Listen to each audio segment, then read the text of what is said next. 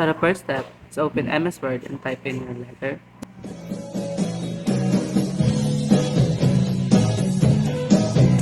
Open Microsoft Excel and type in your data.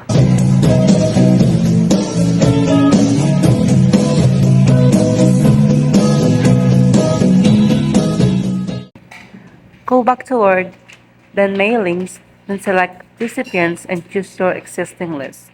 Then click OK.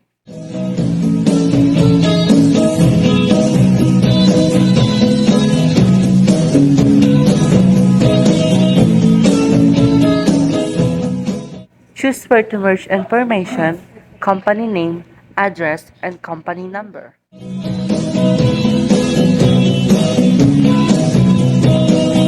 Next is click Insert Merge Field tab and choose your information.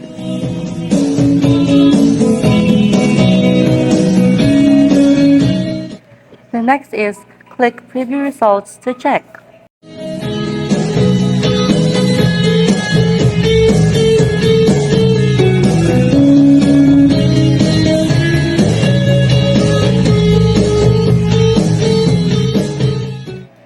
Then lastly, you can now proceed with Finish and Merge to print or email your work.